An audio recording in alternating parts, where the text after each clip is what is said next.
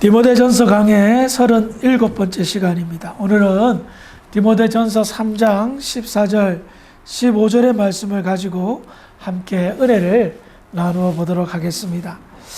우리는 지난 시간 여러 주에 걸쳐서 감독의 자격과 집사의 자격에 관해서 함께 나누었습니다. 교회가 바로 세워지기 위해서는 정말 바른 자격을 갖춘 지도자가 필요했기 때문에 감독과 집사의 자격에 관해서 사도 바울은 젊은 목회자였던 디모데에게 교훈을 주었습니다. 자, 이와 같이 바울은 지도자 자격에 관해서 심도 깊게 이야기를 하는데요. 지도자의 자격을 이렇게 깊이 다루는 이유는 다른 데 있지 않습니다. 교회를 바르게 세우기 위해서였습니다. 그렇다면 바울은 왜 교회를 바르게 세우기를 원했을까요? 왜 교회를 바르게 세우기 위해서 힘을 다하였을까요? 그 이유가 오늘 본문인 디모데전서 3장 15절에 나와 있습니다. 한번 읽어볼까요? 15절 시작.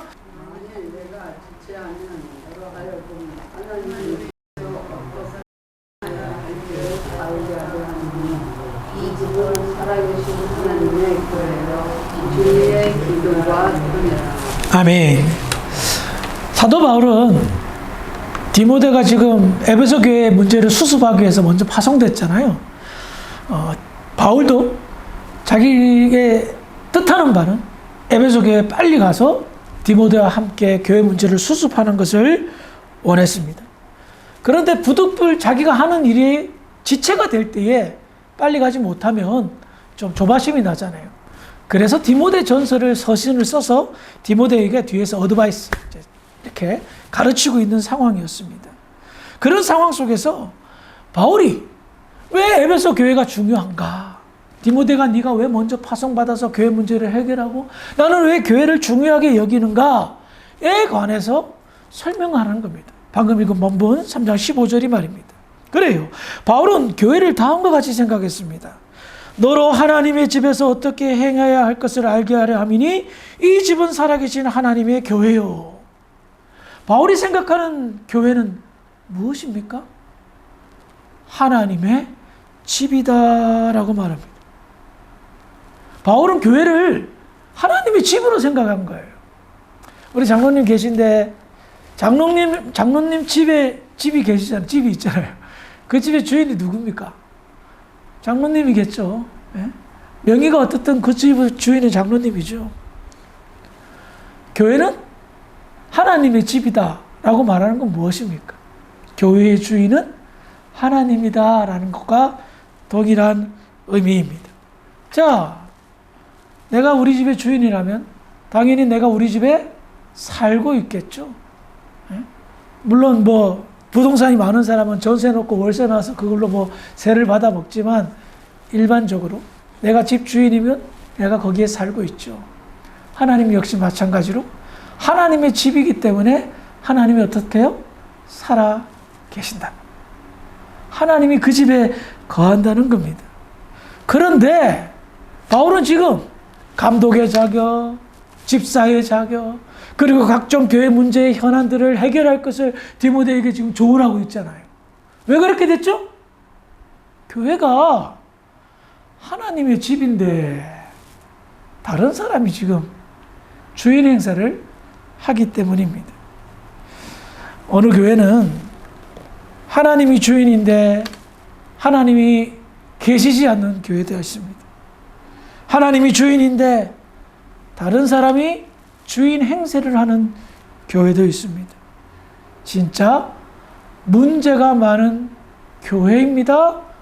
에베소 교회도 그런 교회로 전락하였습니다. 바울은 교회를 여러 가지 많은 좋은 표현들이 있는데 왜 굳이 꼭 집어서 하나님의 집이라 표현하였을까요? 틀린 말은 아닙니다. 맞는 말인데 각종 다른 형용사 여러 가지 명사를 사용할 수도 있겠지만 하나님의 집이라 표현한 이유는 여기에 있습니다. 디모데전서 1장 20절을 제가 읽어드리겠습니다. 그 가운데 후메네오와 알렉산더가 있으니 내가 사탄에게 내준 것은 그들로 훈계를 받아 신성을 모독하지 못하게 하려 함이라. 과거에 이 말씀을 가지고 함께 말씀을 나누었는데 주객전도란 말이 있듯이 에베소 교회에 후메네오와 알렉산더라는 사람이 교회를 장악하고 주인 행세를 하였던 겁니다. 그래서 바울은 너무너무 불쾌했고 너무너무 화가 난 거예요. 그래서 이 두 사람을 어떻게 해요? 회개하도록 수없이 애썼지만 결국 안 돼서 포기한 거예요.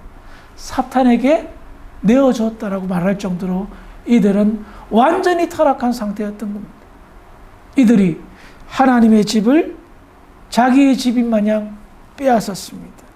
에베소 교회의 주인은 하나님인데 후메네오와 알렉산더가 주인인 척하여 교회가 어떻게 되었습니까? 큰 혼란이 왔었던 것입니다. 이런 잘못된 모습들이 2000년이 지난 지금도 여전히 보여지는 모습입니다. 어느 교회는 하나님의 집이 아니라 하나님이 주인이 아니라 목사의 집이요 목사가 주인인 교회도 있습니다. 어느 교회는 장로가 주인이고 장로가 주인인 집이 또 교회가 있습니다. 하나님의 자리를 빼앗어요. 하나님을 내몰고 주인이 바뀐 교회는 어떤 특징이 있을까요? 디모데전서 3장 15절 하반절에 이렇게 나와 있습니다. 이 집은 살아계신 하나님의 교회요 진리의 기둥과 터니라. 주인이 바뀐 교회의 특징은 첫 번째, 살아계신 하나님의 교회인데 살아계신 하나님을 만날 수가 없습니다. 하나님의 집에서 하나님을 만나는 것은 당연한 거 아니에요? 정상적인 겁니다. 자, 우리 집에 저를 만나기 위해서 손님이 찾아왔습니다. 뭐 전화하고 카톡해서 목사님 계세요? 예, 있습니다. 예, 잠시만 들릴게요. 저 만나기 위해서. 그러면 제가 어떡합니까? 손님을 맞이하죠.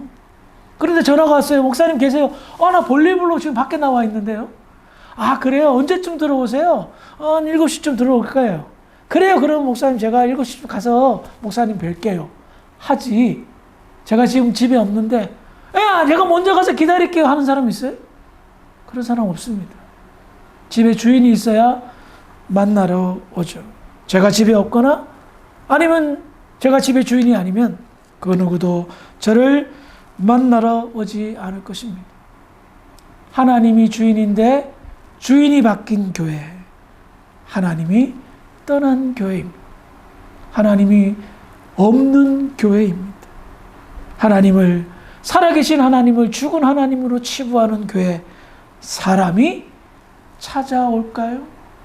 교회는 하나님을 만나기 위해 모이는 것입니다. 오는 것입니다.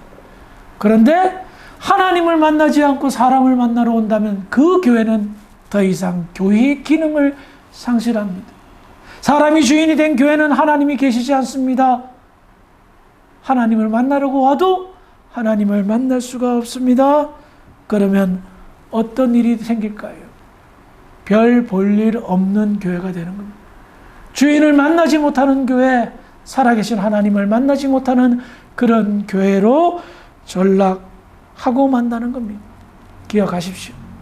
교회는 하나님이 주인이며 살아계신 하나님이 계신 곳입니다. 그러기에 살아계신 하나님을 만나러 오는 것입니다. 교회가 주인이 바뀌었다면 하나님을 만날 수 없다는 겁니다. 두 번째로 주인이 바뀐 교회의 특징은 진리로 기둥과 터를 만들고 세우지 못합니다. 즉 하나님의 말씀으로 교회가 온전히 세워지지 않는다는 겁니다. 왜냐하면 하나님이 주인이 아니면 절대 그 교회는 말씀으로 세워질 수가 없습니다. 말씀을 이용할 따름이죠. 이단들 보십시오. 말씀을 가르칩니까? 아니요. 말씀을 가르치는 것 같이 보이지만 말씀을 이용하여 교주가 따르는 사람들의 골수를 빼먹는 겁니다. 아주 교묘하게 말씀을 이용하여 사람들의 등을 쳐먹는 겁니다. 그런 교회가 없다고 말할 수 있습니까? 아니요. 그런 교회가 있다는 겁니다. 절대 권위인 말씀, 이 말씀이 살아 움직일 때에 진리의 기둥과 진리로 기둥과 터를 세워 교회가 세워지는 겁니다. 그런데 하나님이 주인인 교회는 말씀이 절대 권위가 있는데 하나님이 주인이 아닌 교회는 말씀 위에 주인의 말이 권위가 있다는 겁니다. 목사의 말이 말씀보다 더 권세를 발휘합니다. 장로의 말이 말씀보다도 더 권위를 발휘합니다. 어떻게 될까요? 기둥과 터를 세울 수가 없습니다. 겉으로 보기에는 화려합니다. 겉으로 보기에는 정말 튼튼하게 보입니다. 하지만 한순간에 와르르 무너질 수밖에 없습니다.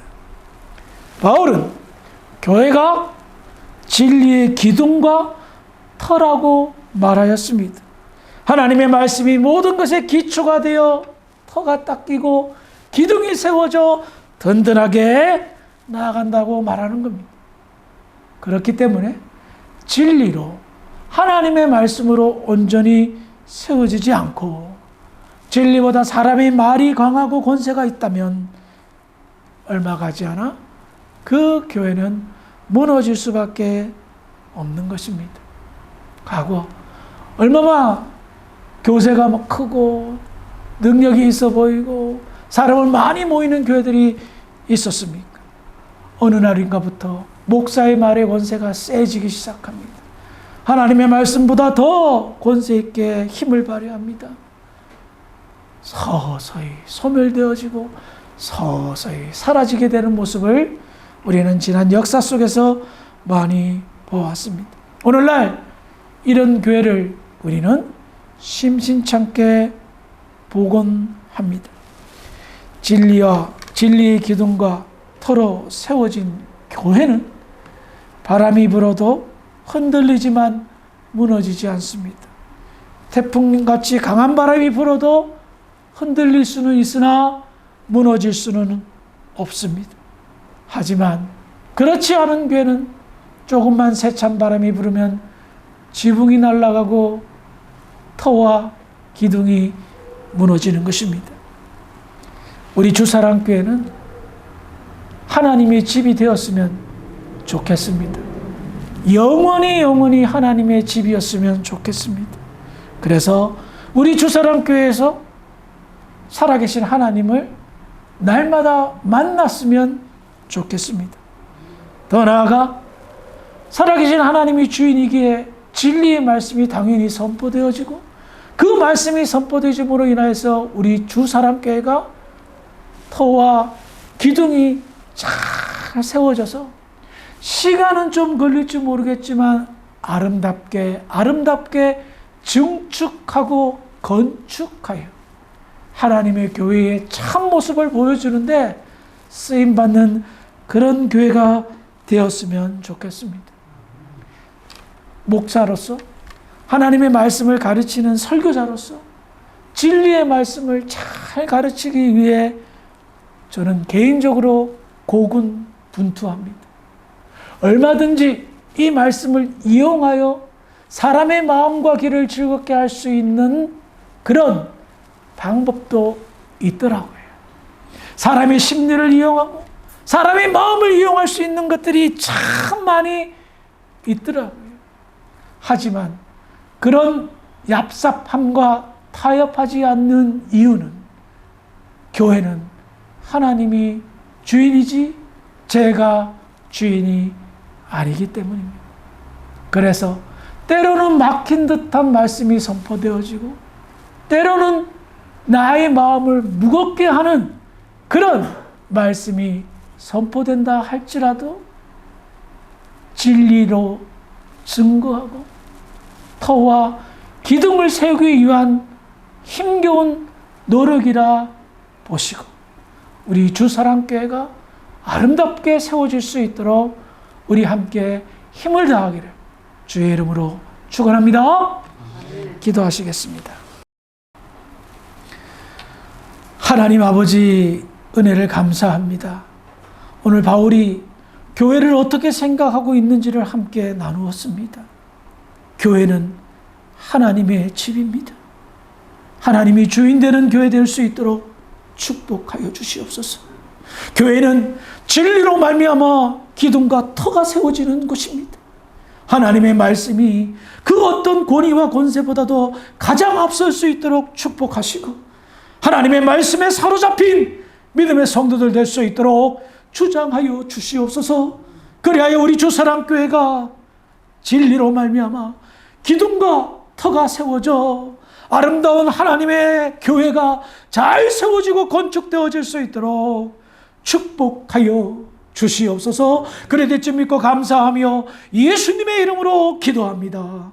아멘.